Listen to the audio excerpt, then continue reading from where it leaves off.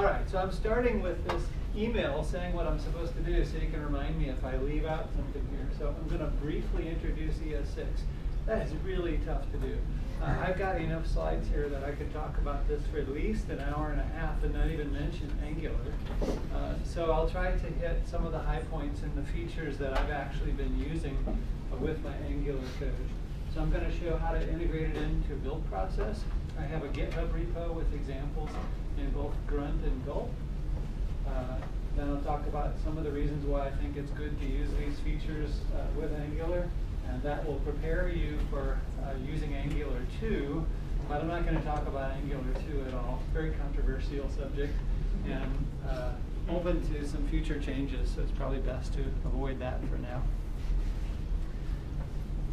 And a lot of these slides are here for the purpose of teaching a JavaScript class where I want to go into all of these details. But since we're short on time today, I'm going to skip a fair amount of this. So we don't need to talk about what TC39 is and the standards body. But I do want to mention that ES6 is a superset of ES5. So everything you've learned about ES5 still applies, although some things you wouldn't use as much if you're going to use the ES6 features. But ES5 did not introduce new syntax. ES6 does introduce a fair amount of new syntax. So here's a laundry list of the things that are in ES6. And it's not finalized yet. I guess the feature set is finalized, but some details about some of these things might still be in flux for a few more months. So a transpiler, some people really hate this term, but the way it's been described to me, the difference between a transpiler and a compiler is that a compiler reads in source code in some language and turns it into some other language. Like Java going to bytecode, a compiler does that. Whereas a transpiler is reading in code in some language and compiling it into the same language. So if you're going from one version of JavaScript to another version of JavaScript, some people will say that's not a compiler, it's a transpiler. But maybe that's a debatable thing. But when you hear that term, that's usually what people mean. And there are many of these transpilers that can go from ES6 to ES5. So I'm going to talk quite a bit about Traceur from Google, and that's the one that we're using on my project at Merits right now. I've tried some of the others, and they all have various issues with them. One issue might be that it doesn't support source maps. That's kind of a big deal, because if you don't have source maps being generated, then that means that the code you'll be looking at in the browser debugger is the generated ES5 code. And when there's a problem and you're stepping through, you won't actually be seeing the code that you wrote, you'll be seeing the generated code. And that's okay for tracking down some problems, but it's better if you can look at the actual code that you wrote. So that's one issue. Another issue is that a lot of the transpilers support a very small subset of ES6, and you want to use as much as you can. So from the ones up here, it seems clear to me that the best ones are Traceur and 6 to 5.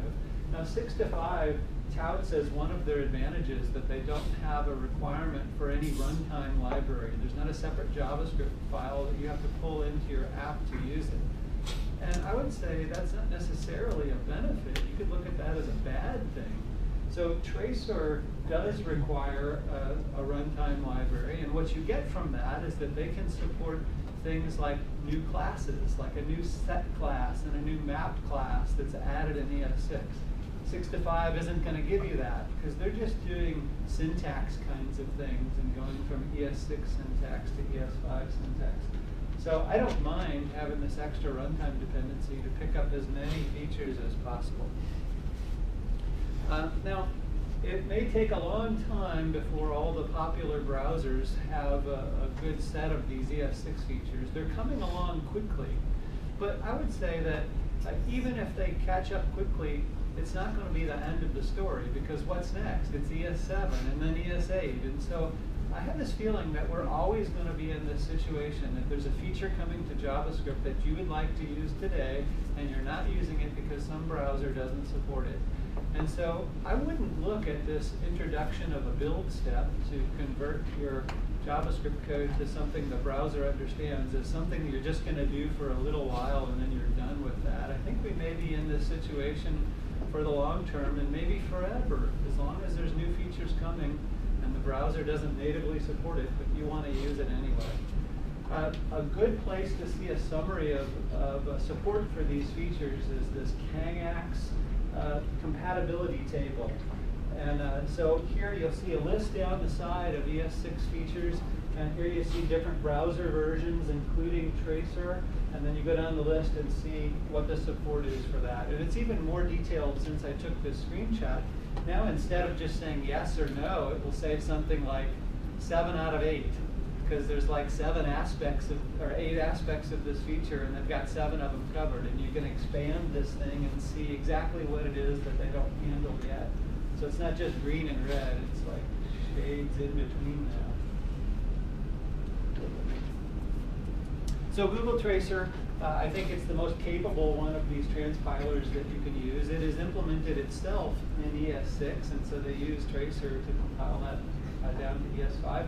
There's an online REPL tool that you can use just to try out different things, and I'm going to show some code running in that REPL a bit later. So you type in code in ES6 on the left side, and it shows you the result on the right side. Interestingly, it doesn't run the code, it just shows what the translation would be, so you can get an idea of what's happening. So you can install this thing with NPM and run it from the command line. There's a way that you can do the transpilation right there, but you'll probably want to use a build tool like Grunt or Gulp to do this. And in our project, we make it so that we leave the build tool running all the time, and it's watching our files, and if you save a change to a file from any editor, then it's going to do that transformation for you. So we do that with less for CSS, and the same thing with our JavaScript code. But notice the big red box down there. That was one thing that kept us from using Traceur a few months ago, because we were still wanting to support IE8, and you can't do that with Traceur. And the reason is that their runtime file that you have to include in uses some syntax features that IE8 doesn't support. So it can't understand the JavaScript in the runtime file. Fortunately for our project, we no longer have to support IE8, so we're back to using this. But in the interim, we were using 6 to 5 for a while, and that's certainly better than nothing at all.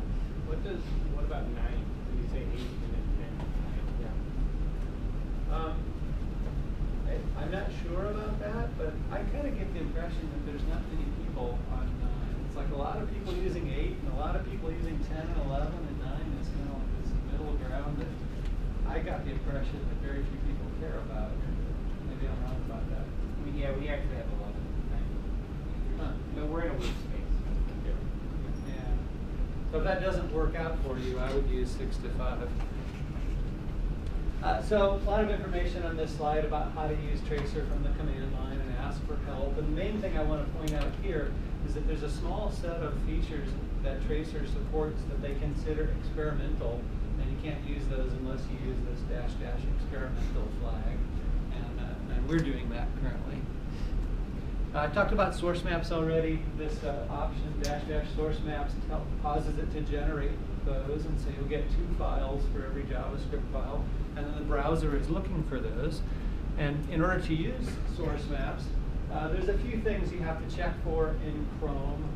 You open up developer tools, and there's a gear icon on the upper right, and then you want to check the search and content scripts and enable JavaScript source maps. It's a really important one. And then when you go to the sources tab, you'll actually see both of the JavaScript files there for each of your JavaScript files. You'll see the original one and then the ES5 one that was generated, and it's up to you to select the correct one, to select the ES6 one so that you can step through that code. So you kind of have a choice. If you want to step through the generated code, you can do that, or you can step through ES6 code instead. Firefox is kind of similar. There's a gear icon that you go to get to the debugger options, and then you have to say that you want to show the original sources. So there you don't see both. You're either seeing the transpiled code or the original code. How good is the generated code in your opinion? Fairly recent? That's another big difference between 6 to 5 and Traceur. 6 to 5 prides itself on generating code that is very close to the original, so that if you look at that, it'll look very straightforward. You can understand the mapping. Traceur doesn't care about that as much. They're more after correctness and maybe efficiency. And I'll show you an example coming up of the result of transpiling some code. And in some cases, it looks pretty weird what it generated for you. So you'll really appreciate being able to step through the original code instead of what it created. Yeah, but 6.5 does a better job of generating readable code. I think it's really important to do linting of your JavaScript code. And there are a lot of tools you could consider for this: JSLint, JSHint, ESLint. The reason I'm talking about this here is that we need to discuss support for ES6 features, because you probably don't want to start using ES6 if you can't do any linting at all now. And that is the case with JSLint. And there's no indication when or if ever they're going to support ES6 features. ESLint plans to, they've stated that, but they haven't done it yet. And so that leaves us with JSHint. It's the only one that has decent support for that. And so you have to set the ES next option, and then it recognizes a large subset of the ES6 features. Now, not all of them, and so kind of my guideline here is that I don't really want to use features that I can't lint. And so I try not to do things that will fail that. So you can automate this with grunt and gulp. And a big thing here is the watch and the live reload features for me. And you can do both of those things in gulp also. And so you set this up so that it's looking at a directory of all your JavaScript files, and it can be a deeply nested directory. And then you tell it, maybe you have a build directory and you want it to put the generated code over there. And so, as I said, you could use any editor or IDE, and when it sees that you've changed a file, it will automatically transpile that into ES5 code. And so let me show you some examples of how you do that. So I have a GitHub repo, and it's called Gulp Traceur Demo.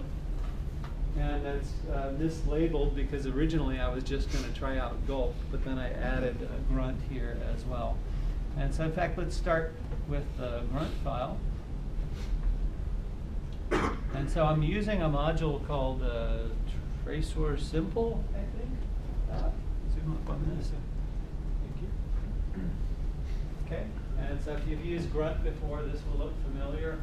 If not, it's not really that bad. It's just in this init config thing, I'm setting up two things: clean, so that I can blow away all the generated files, and then Traceur, and then I'm setting some options. And I mentioned both of these earlier. I want to be able to use experimental features in Traceur, and I want to generate source maps.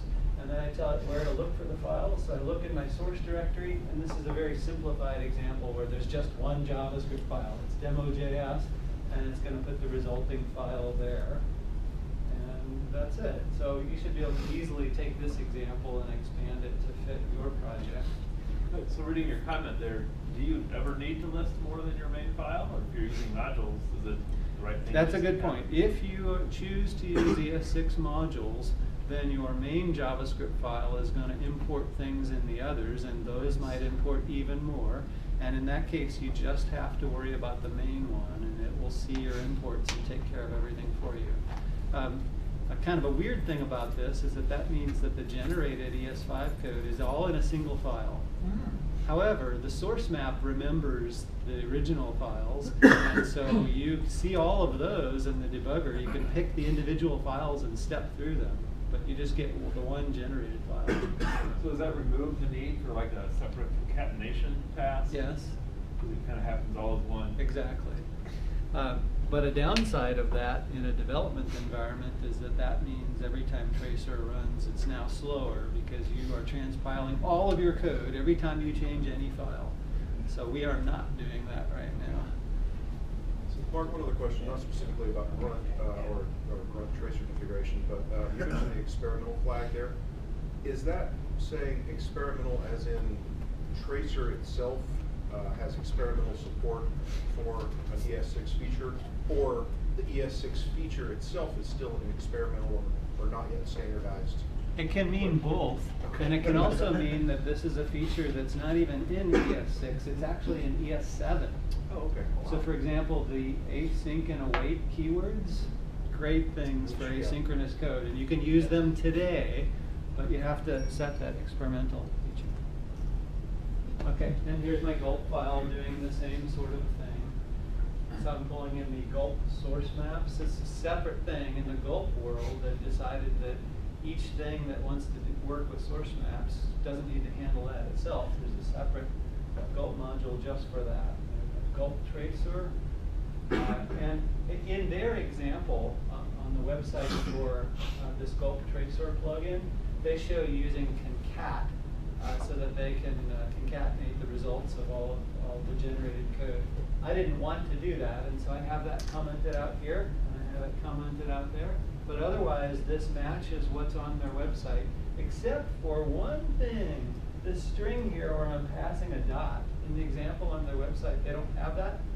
I swear it does not work. That's the reason I created this GitHub repo in the first place, is to report this problem and to try to get the author of that plugin to test it out. He's not talking to me. So this is an old script. I can tell because it uses rimwrap. Rimwrap is politely deprecated. Less politely, it is a terrible piece of crud. Well, that's interesting that you say that. You should because delete I it. was Whenever you see it, just delete it. So I was using another, there's a clean plugin, Use and I Del. went to that, and that said it was deprecated to use rimwrap. Yeah, rimwrap, use Del. So we're 3 versions in. It's- Things move fast in the world of Okay. gulp. So in the Node world, I mean, everything is changing all the time, and it's It's a feature and a bug. Yeah, no, Del works much. Rimwrap bites you very badly. Which is a bummer because it's the best named gulp plugin. It is. It's a I great love that name, but it's one. a terrible plugin. But Del will reduce that from 2 lines to 1, and it will actually work in cases of rimwrap fails. So like the grunt build file, you could customize this one to meet the needs of your project. But I've got all the files here and the steps for how to actually run this, and then you can test out debugging using the source maps. Okay, so I'm going to go through some of the ES6 features. So the first one is block scope. So rather than have all the variables inside a function get hoisted up to the top, if they're declared inside a block, like an if statement or a loop, then they're scoped to that block. If you use the let keyword, and there's also a const keyword. So I don't want to spend too much time on this, but a similar thing happens is that functions you declare that are inside a block are scoped to that block, and they don't get hoisted up to the top of the function that they're inside. I'm going to skip over symbols for now. Let's talk about modules. So there are a couple of ways that you can identify that something is a module. One way is in your HTML, there's a new module tag, and any JavaScript code inside that is considered to be a module. I really don't think that that's going to be used that commonly. So we'll see an example of a module coming up that doesn't use that. So a module typically is going to export some things, because if it doesn't, it's not sharing anything. It might have some side effects, but the way to share something out of a module is to export it. You don't wrap the content of the JavaScript code in that file in anything special. So in that sense, it's very much like Node.js, where a single JavaScript file, everything in it is private to that file unless it gets exported in some way. So you don't have to worry about top-level things becoming global. Modules are evaluated in strict mode by default, so you don't have to say use strict. And it supports cyclic dependencies, so it's okay for module A to depend on B, B on C, C on A, it handles that. So this is going to make it so that the way to write something that has an API like jQuery or the underscore libraries, and they pick something that's going to be the global variable like $sign or the underscore character, and then they attach a bunch of functions to that. But you won't have to do that with modules, and future versions of jQuery and underscore are reportedly going to do that. And I don't need to use objects as a namespace like JSON, which has stringify and parse, and math that has all those functions. So I'll just create a math module, and when people import it, they'll get to choose what name they want to use for accessing all of those functions. So you said that when you run the code through Traceur, it generates a single file for your ES5 code, and it obviously runs it in this new strict, like you just said. Does it also do the other kinds of tricks for safely isolating your code, like wrapping it in an IFE and anything like that? I haven't looked at it, so I can't say for sure, but it just can't be the case that they're letting the use strict bleed out so that all your code has to be use strict? I can't imagine that The they answer is yes. Yeah, Okay. it does all the things you can imagine and a bunch more. It does torturous things to implement ES6 on ES5. Okay. Tracer does. So let's talk about how you export things from a module. So one way is on the same line where you're declaring something like a variable or a function or a class, you can just put export in front of that, and now that's available outside. You also can just define all your things, all your variables and functions and classes, and then later, maybe at the bottom of your file, you can say export and give a list of names of things that you've already defined that you want to export. And while you're doing it, you can say, well, that name that I gave it in this file, I really don't want to export it with the same name, and so I'm going to export it as some other name. So that's an option that you can use. You also can specify a default export, and this I think is somewhat controversial and makes the syntax more complicated to talk about than it would be otherwise. But you can say, I'm going to export a bunch of things, but one of them I consider to be the most important thing, and so if people just want to import the default thing, they can do that without having to know a name for this thing. And so you can say, I want to export this value as my one default. I could still have all these other exports and people could get to them, but there's one that I identified as the default. Now, if this value has a name associated with it, and the value of that name is that, then this line is really doing the same thing. And here's how I could say that some function I'm defining is going to be my default, or some class I'm defining as my default. So we'll see on the next slide, on the other side, when I want to import things, how is it different based on whether I have names of things or whether I have a default one. So if I say import everything as some object from this module path, then it takes everything that was exported and it makes those be properties on this name. So that would be like a local object I have now, and I can get to everything. And notice that it's read-only. It's things that I've imported. I also can say, well, I know that module exports some things with certain names, and I don't want all of them, so I'm going to give you a list of the ones that I want to use. And if they called it foo, but I want to call it bar, I can say I want to give it a different name inside my file. If I want the default, I can say what name do I want to use for referencing that default thing in my file, and then just pull it in. And you can see the difference here is that I have kind of less syntax. No curly braces. I don't have to use this as and some other name. If I simply give it a name, I'm saying I want the default thing. And I could do this as well. It's just a longer way of writing the same thing. If I want the default and some specific things, I can give the name I want to use for the default thing, comma, and then this list in curly braces of the named things that I want. And if I don't want anything that's exported, but running the code in that module causes some side effect, I can do this and I get the side effect, but no access to anything. On the previous slide where you were talking about the export signatures or whatever you call them, I see that you can attach them to individual elements, and then you said, like they were in the middle, to export multiple previously defined values, but you said do that at the bottom. Is it possible to take that block of export information and actually put it at the top of your module, even if you haven't yet defined the things you're exporting? I don't know if it would complain about that. Because it seems like that's what you'd want to do. You're defining a module, and then you basically define its interface at the top of it, and then all the things that it does. I would hate to bury that at the bottom, like I often have to do in existing JavaScript module. I haven't tried that, so I don't know if it would be an error to do that. I was just curious if you've done it or not. Do you feel like you defined an awful lot of syntax for this? Yes, you compare it to Node.js, this is like Yeah. crazy. Yeah. This is a committee. This is You what think a it's committee just does. because of the committee nature of it? Maybe? Everybody We're had still to get working on better. modules. Yeah. So there's a little bit more to this.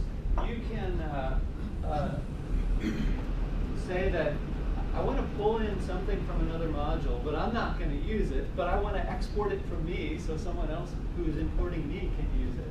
So I'm going to export everything from some other module, and I'm not even using it. And the same thing here with pulling specific things from some module. Does that execute module paths when you side effect will happen from there, even if no one imports something from module path in a subsequent file? Okay, Good question. I have to guess now, but I'm going to guess that the code doesn't run until someone actually imports it. That would be my guess, but I'm not sure. And then one last thing is that you can do conditional importing with this module loader API. So I say I want to import this module, and then that returns a promise, and if it's successful, then I'm given a reference to that module. And it gets crazy after that. There's conditional things that you can do. Okay, what else do I want to say here? You said you're not using modules for We're not right reasons? now, no. I'm going to run out of time if I don't get going fast here. I really want to hit this one. Of all the features of ES6, this is the one that for me has made the biggest difference in my day-to-day coding, is using arrow functions. It has really made a lot of our code shorter, and I'm going to show some examples of that in just a bit. But first, just for the syntax. The general syntax of an arrow function is you list your parameters inside parens, and then you have the arrow, and then a block of code. But there's a lot of simplifications you can make. If you only have one parameter, you can drop these parens. Interestingly, if you have 0 parameters, you still have to have the parens. Okay? Because otherwise they wouldn't know what was going on there, I guess. Some people's reaction to this is, well, I'm just going to always use parens. But it seems that the reaction I'm seeing out on the web so far is that that's not right. People really want this simple case of one parameter to be very clean, and they don't want to see the parens if there's only one parameter. With all the other syntax they added, I really wish they'd come up with some way to do the anonymous function without a parameter, just as a super syntax. Like just an arrow. Just something. Yeah. And then for the curly braces here, if you only have one expression, you don't need the curly braces. And that works out really well if what you want is a function that returns a certain value, because it automatically inserts a return for you. So a good example of that is right here, this arrow function that takes a number and it multiplies it by 2. Well, that's the same as if I had said I have a function that takes a parameter named x, and I have curly braces, and inside I say return x times 2. So a much shorter way to write that code. So one rule here is that you are not allowed to put a carriage return before the arrow.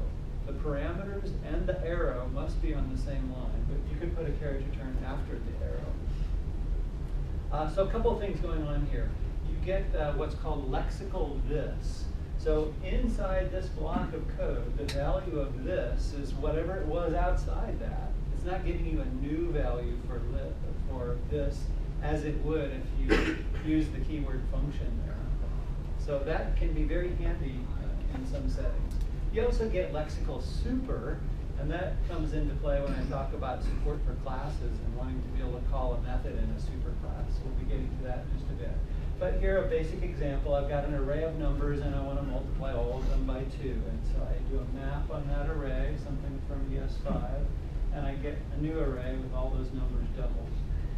Here I'm defining a function that takes 2 numbers and returns the product of those numbers, and then I'm just testing it out. And then using all of that, I can create an average function. I give it an array of numbers, and it's going to add all of those up using reduce with a very short arrow function that says I'm going to add 2 numbers together, and then I'm dividing by the length of that array to get the average. That works as you would expect. Now, while I think this is a great use of an arrow function, this and this are suspect uses of an arrow function, and the reason is that if you use an anonymous function, you don't see a name in a stack trace, and that's going to happen to be here. If something goes wrong, I won't see a name for that thing in a stack trace. So for something like this, I think I would use the old style function. So I have a question about the lexical this. Does that mean that this is not just a new syntax for functions, it's more violently different, where Yes. you could take a working system and just convert a function in place to the syntax, and you could very much break a working system Right. in very hard to understand ways. So for example, when let's say you wanted to do a crazy thing like add a method to the string class, you would say string.prototype.foo equals, and then you assign a function to it. If you use an arrow function there, that breaks. It's not right. Right. When you want it to be a method, you can't use an arrow function. It's not just a new syntax, it's a new kind of function. Yeah. So before I move on to talking about classes, I want to show you what this looks like, or the change that it has made in our code. So many of you are probably familiar with UI router in Angular. And so one of the things you can do with UI router is set up resolves, which are basically, I want to make a bunch of REST calls before I go to this route. And so a common way of doing that is you create this JavaScript object, and you give names to these things that you want to retrieve, and you'll end up getting that data, making that data available to your controller, and then you can inject these names into your controller. So here I'm saying I'm depending on this thing called program service, and service here is going to be that program service, and then I'm going to return the result of calling this, and this actually is making a REST call and returning a promise. I need to return a promise from this. And I'm doing the same kind of thing here. And so here we see the new code using arrow functions. So this function that took a service becomes just that. And I don't need the return keyword anymore, and because I have just one expression, I don't need the curly braces, and so all of this collapses down to that. The same thing for the second one. That comma shouldn't be there. I really love this, the compactness of that. One more example. When you define a custom filter in Angular, then you need a function that returns a function that implements your filter. And so here's a simple custom filter that does absolute value on a number. So I'm returning a function that takes a number and it just returns the absolute value of that. But with arrow functions, I can write it like this, which looks a bit confusing at first because there's two arrows in there. The way to look at this is that what I'm passing to filter as the second argument is a function that takes no arguments, it's that one, and that function returns a function that takes one argument that returns that. So look at that a few times, and I think you can get comfortable with this. When you see two arrows, it's a function.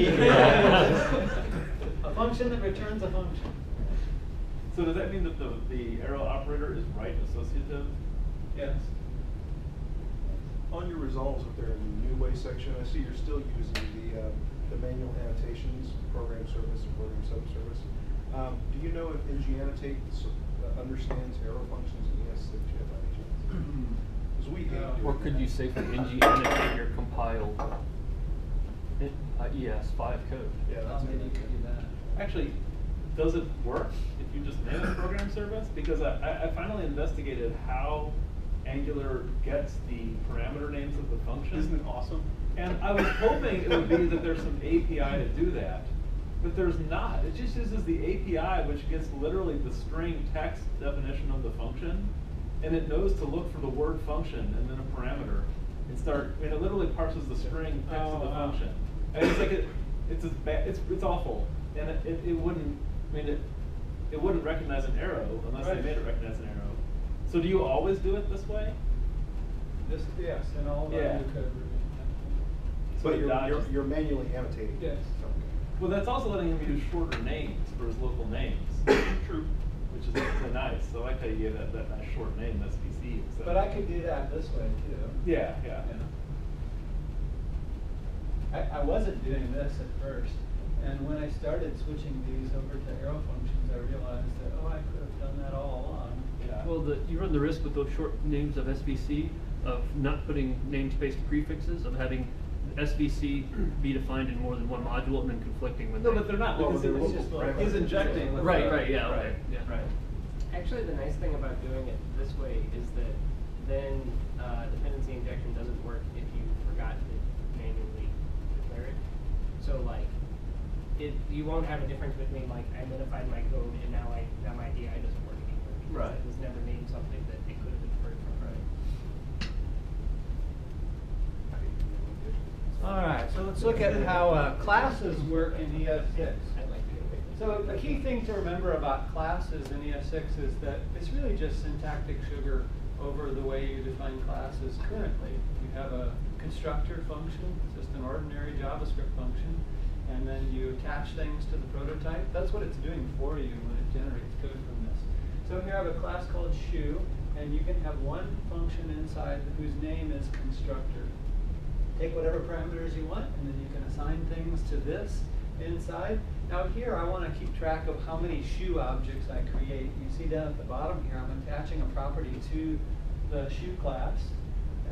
In ES5, you would say I'm attaching a property to the constructor function, and it starts out at 0. So every time I go into the constructor here, I'm bumping that up by 1. You can think of this as like a class property. And these are the way you define methods in ES6. Notice how I don't have the keyword function, and I don't have an arrow function either. You just have a name and things in parens. That's how it knows you're trying to define a method, and then just a code block. So I'm going to say that 2 shoes are equal if they have the same brand and model and size. And then I have a toString and how I want to output this. I want to have a class level method to be able to ask, have I created any shoes yet? And here's a place where I can use an arrow function that doesn't take any parameters, and it's returning this Boolean value as the count of the shoes greater than 0. And so I'm going to create a bunch of shoe objects in the normal way of creating objects in JavaScript. And then I can ask if I've created any, and it's going to say true because my count is 3 now. And I can access the count, it's 3. I want to print out the second shoe, and so it prints that out. Then I want to test if shoe 1 is the same as shoe 2, and it's not the same, but shoe 3 is the same as shoe 3. So that's a quick example of implementing a class with ES6. And the next thing we want to look at is how could I make a class that inherits from this one? So there's a lot of messy stuff that you have to do in ES5 to correctly set up inheritance between classes. There's like 3 things you have to do, and if I think really hard, I can remember 2 of them, and then I go back and look at my course notes and remember what that 3rd one was. But now you don't have to worry about that. You just say my class running shoe extends shoe, yay! So that's the same syntax as you have in Java. And here the super keyword is going to come into play. So to construct a running shoe, I need the same things I needed for a shoe, a brand, a model, and a size, but I also want a type of a running shoe. And then I'm calling the superclass constructor, passing it the things that it wants, holding on to the type, and then I'm going to initialize miles to 0. That's how many miles you run in these shoes. And it's a general idea in running that you should replace your shoes every 500 miles or you'll start to get a knee injury. And so that's what I'm going to do here. I'm going to be able to ask any running shoe if it's time to replace it. And if it is, if the miles are greater than or equal to 500. And then I can add miles to the shoe. So here I'm constructing a running shoe and passing it all the things that it needs. Then I add 400 miles to that shoe and ask if I should replace it. It's not ready yet. Then I add 200 more miles and ask, and yes, now it is ready to replace the shoe. So very easy to inherit from another class.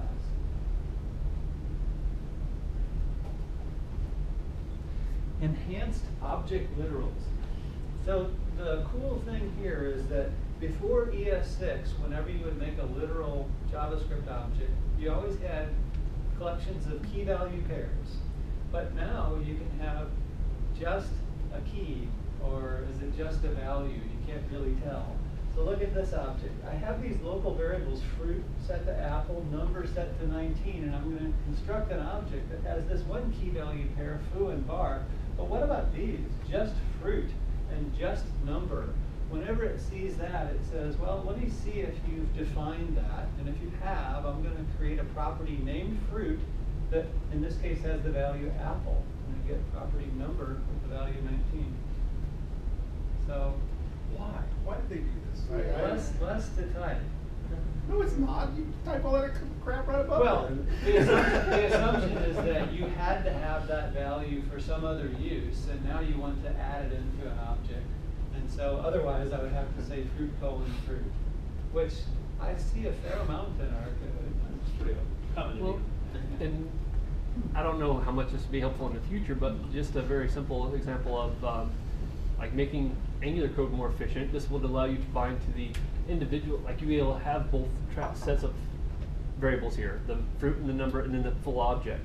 So the object would be like a meta set of data about your entire running data of your application, but you only want to bind to apple and number. This way you don't have to go digging through the entire object data structure. You don't have to bind down that list of And I'm assuming these object aren't properties. references, like fruit in the object is not a reference back to the original fruit variable, is it? That's a good question. Probably not. So that would I'm be. assuming that it's created a key called fruit and a static scalar value called that has the value of apple. It's not somehow a reference back to the original fruit variable. Yeah, probably not. So yeah, then my example's useless here for that. Yeah, why do this? You're right. Sort out. Another kind of cool thing you can do is give keys to an object that have a computed value.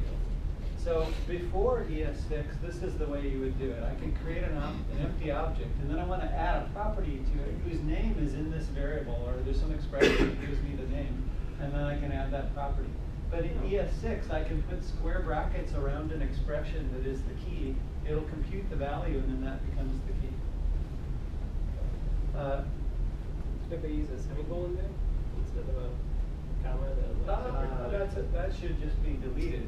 Can someone remind me about this? We're on slide 28. Yeah, We did no that all the time. semicolon. If I had two, there would be a comma there, not a semicolon. Thanks. Yeah, if they were adding syntax, they should have made that legal. That would have been better. All right, and if I wanted to add a property to an object that the value is a function, the old way of doing it would be like this. I got a name and then a colon and then just a regular function. But the new way is I give the name and then the list of parameters. This is the same thing that we saw back when I was defining a class, the way I defined the equals and the two string methods.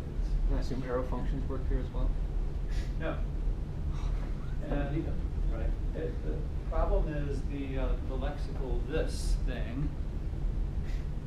Yes, and I'm going to show that right here. So if you're wanting to add things that are truly methods on that object, then here, doing it the old way, I can, in this object, I have the number property, and then I want to have this way that I can multiply any number by that one. And so I can pass in a 3, I expect to get back 6. So the old way is to just use a function like that, and when I refer to this inside, it's referring to that object. The new way is I write it the same way you saw in the constructor, and I still can use this. If I try to write product, and I try to use this here, what is the value of this? Whatever function. It's the value of this that existed out here, and then that's wrong. So the key thing to remember is don't use arrow functions for methods. Instead, use this new syntax. So that syntax that you've got there actually works, but it doesn't work as expected. Exactly. Right. It's not a syntax which is error. even worse. That's scary. Yeah. Well, so this isn't a new thing, right? You're used to sometimes not understanding what the value of this will be. I'm anticipating a New Watt case that 2.0 we- talk. Okay, so I wasn't planning on going into detail on the rest of the things here, but I certainly could do a follow-up talk at some point if we want to. But I just want to point out there's a lot of new methods added to math, a lot of new number things, new string methods, and I have started using some of these. So now you don't have to be a regular expression expert with every string thing you want to do. You can just say starts with and not have to remember slash caret some value slash and ends with and contains. So we are using those in our code now. Some new array things. What else am I set to talk about? Template strings. So a new kind of a string surrounded by backticks. And inside there, dollar braces and expressions inside. So different way that you might start doing console.logs. It's even more advanced than that when you get into these tagged template strings. It's too much to talk about now. Default parameters. So here I have this make date function, and I can pass in a day and a month and a year, but if you don't give me a month and a year, I default them to the current month and a year. Oh, kind of a funny thing about this ability to have default parameters is it means that there's kind of a tricky way that you can say now that a parameter is required. So look at this, I have this REQ function that every time you call it, it throws an error saying missing argument. And then you just set that as the default value of the parameter. And if they don't supply it, it's going to give you that error. That's cool. REST parameters. So this report function takes a first name, a last name, and then if there's any more things passed to it, they'll be collected up in this variable colors, which will be a real array. So right now, you would use arguments to get to that, but arguments isn't a real array, and so you do the array slice thing to turn it into an array. You don't have to do that anymore. Does the dot have a name yet? It does in Perl. It's called the yada yada yada. Well, the problem here is that dot dot dot in ES6 is used for two different things. It's used for, here it's called a rest parameter, and the other use it's called spread. And that's where you have an array and you want to explode it out into the separate elements. And so there it's called spread. And here's the example of spread. So I want to push some things onto an array. And this push method, you can't pass it an array. Well, you can, but it will be pushed on as a whole array instead of the individual elements. So here I can say, take this array and explode it into the individual elements. And those get passed to push as separate arguments. Destructuring. So I've got my variables A, B, and C, and I want to swap them all around. And so I can say, take all these values and assign them to here in that order. No need for temporary variables anymore. Now, is the var there intentional on the second line now? Are you asking why I didn't use let? Well, no, I'm at, you've got var A1, B2, C3 up above, and you've got a second line. Oh, that's a good question. Yeah, maybe I don't need that. Yeah, send me a note about that too. Slide 40, do I need that var? Awesome. We're debugging your slides for you. A more common use of destructuring is something like you're seeing here. I have this deeply nested array, and I'd like to pluck out certain values from that. And again, maybe I don't need that var, but I'm taking that array and assigning it over to here. I bet I do in that case because I haven't already declared all of those things. And so A is going to get 1, B is going to get 3. Notice how I don't have anything in front of the comma. That means I don't care about this value. And it just continues on like that. So it's very easy to pluck things out of an array. Also an object. So here I've got an object with color and weight and size properties, and I'd like to extract out of that just the color and the size. And so that destructuring does that for me. You can do this with parameters to a function. So I'm using destructuring as my second parameter here. So you're expected to pass as the second parameter an object that has at least those properties. It can have any other properties in addition to those, but I'm pulling those out, and now those become local variables inside the function. So if they don't have those properties, are they just set to undefined, or does it throw an error? I'm set to guessing again. I'm going to guess they're undefined. Yeah, that's the usual JavaScript. Yeah, exactly. So I have a question. I think it applies to this slide and the last few. It seems like some of the first two things you showed us were kind of like important new language capabilities to help kind of make the ecosystem consolidate. But it also seems like there's a lot of just grab bag of just kind of various people's favorite improvements.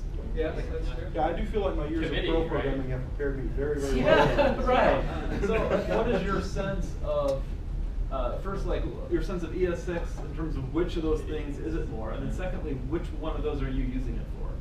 Right. So if I was going to list what are we actually using in our code right now, as I said earlier, the big thing is the arrow functions. Next, I'm using the enhanced object literals a fair amount.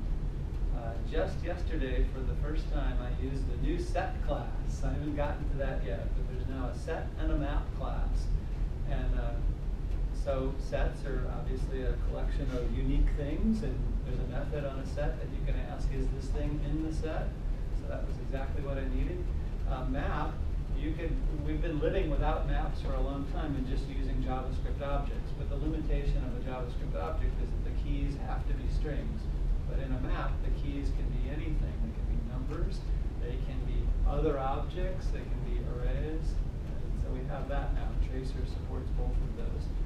There are also going to be weak sets and weak maps that have an effect on garbage collection. And I'm not sure that Traceur fully supports those yet. That's certainly coming.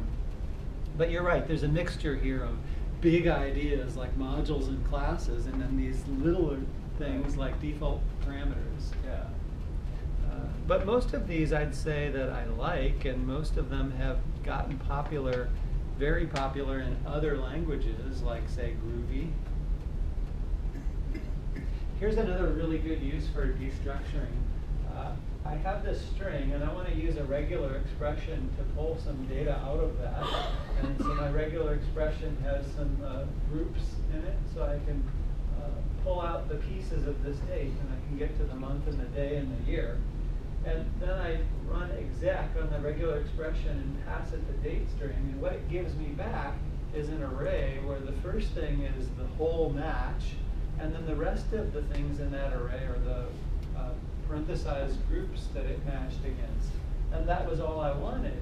And so I can say, use destructuring, and I don't care about the first thing, and grab the month and the day and the year. So that's a very compact way of getting pieces out of a regular expression.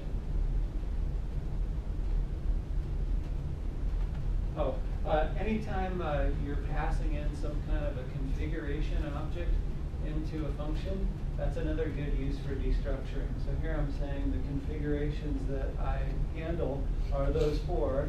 Pass me an object with anything in it, and now I've got those. I don't have to pull them out once I get inside it. So here's an example of calling it. Okay, so here's those collections: set, map, weak set, and I think I don't have time to walk through that, but your guess as to what it would be like to work with a set or a map is correct, I'm sure. Is there anything that's deeply important about those being ES6 features versus just a library that has a set and a map? Like, is there special syntax, or is it just a library they bundled into just ES6? a library, which is why What's the point? 6 to 5 isn't giving you that, and Traceur is, because they have a runtime. Yeah, but like, why do we need a new version of the language to get a set and a map class? We don't, but I think that maybe they decided it was a good idea if everybody used the same set class versus picking different libraries. Okay. That it was fundamental enough for it to be just one. Just trying to cut off the 79 different ways to do for each. Yeah. Array. So other things that I don't have time to talk about, proxy objects, promises, a standard promise library for JavaScript. For of loops is a different way of iterating through things. Arrays are one kind of thing you can iterate through, but there's also this more general concept of an iterator, which becomes very important when combined together with generators. And so I've got a lot that I could talk about with what it's like to work with iterators and generators, and what generators do for your use of async code so that your code can look more synchronous style even though it's asynchronous. And then the next improvement over that is to look at features in ES7. I really love async and await. So are you using those? We are not using it yet, but we probably should start using it soon. But it's such a new thing. Anybody who looks at code that uses this is going to be immediately confused, and so we need to have a really good explanation of how this works. But I do have an example here. You're already using Angular. They're going to be confused. Yeah, so I'm excited about that. Type annotations are part of ES7, and you're hearing lots about this now with @script and TypeScript and what's the latest one? The one that came out flow yesterday. one. Yeah. So one way or another, this maybe is going to be a standard thing in JavaScript. Yeah. So I wish I had another hour to talk about this, but I think we hit the high points. And at least for me, it has been great to start using some of these features in my Angular code now. So I saw one feature you demonstrated using in Angular, but the big one I want to know if you can use it in Angular is the Angular people. It turns out that they actually think in like Java class-oriented languages, and so for Angular 2.0, things that we thought of as, oh, that's just a function, they already thought of them as a class, and they're going to be a class. The question is, can I type class something and like make my controller with the class syntax and have useful things happen. Well, so going along with that, they precede the class with an annotation that looks very much like Java. And I've been searching around trying to find out, where did this syntax come from? Is this something coming in ES7, ES8? And maybe my Googling failed me, but I'm not finding it. So I'm thinking that their notion of annotations is something that they invented. Yeah. Yeah, it's a super. Yeah, it's like Java annotations brought over to JavaScript. But even aside from the annotation part, like, can you use the class syntax to make your controllers? I'm pretty sure you can with controllers. I was Controllers, yes. listening to somebody talk about that the other day. Directives There. now. So are you using the Oh, class? definitely not. So you're sort of using the language enhancements, but you're sort of so far dodging using them in a particularly Angular way. Exactly. When I started digging into this, and like I actually compared your demo to several others, that was like one of the defining distinctions, is that a lot of people, like, they wanted to like dive off the deep end, and like anywhere that you could assign a class, like that's what they did. I'm gonna use it. Like, for some reason they've equated ES6 to classes, and even though it's like there's nothing really different there except for the syntax of how you declare the classes, they've started doing that in Angular, like, because a controller actually accepts a class as well as a function.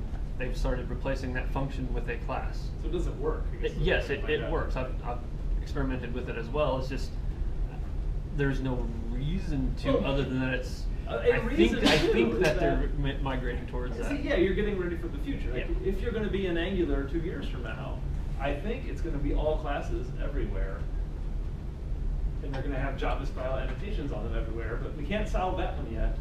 But I'm wondering if we can take a step Yeah, see, toward I'm not the sure, class. and I really am not sure. That's not me being rhetorical. I'm really not sure enough about what the eventual Angular syntax is going to look like, even if it does use classes, to feel confident that if I go class crazy in my code today, that it will be. Well, they might be the wrong classes. Yeah, that's the thing. I mean, I feel like I may have just made additional work for myself to Angularize my now class-based code. So. Well, even in things that we can be sure of, like the directives being moved in the forefront, they're getting away with how we even declared, how we even declare how our directive should work. So even that we can't be. I really do think our approach going forward, and I know we're developing this, and I'm going to talk to you guys right now.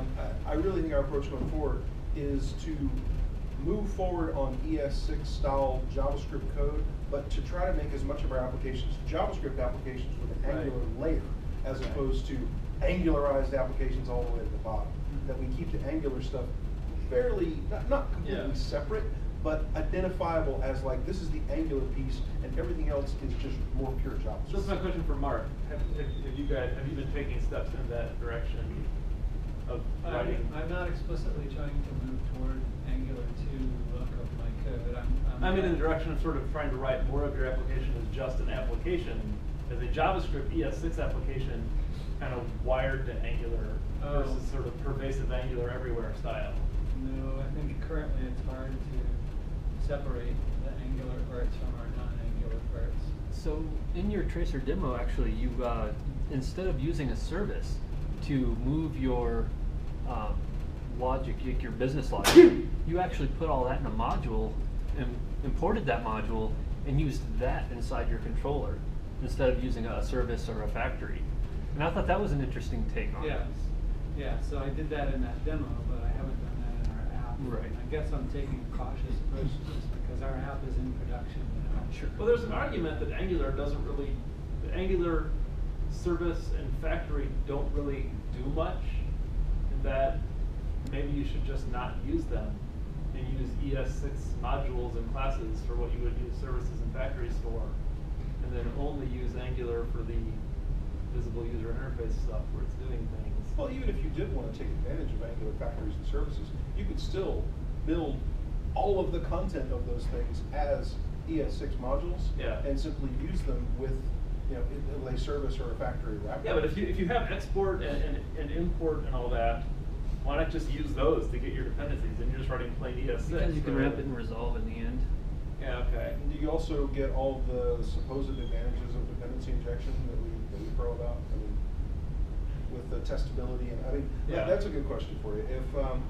if I wanted to get some of the same flexibility for testing, like I've got some, my really destructive HTTP module in ES6, and I want to use that in my test environment, but I want to mock it. Do I have, with ES6 features, do I have all of the mockability and replaceability that I would have with like Angular's dependency injection, just using ES6 features?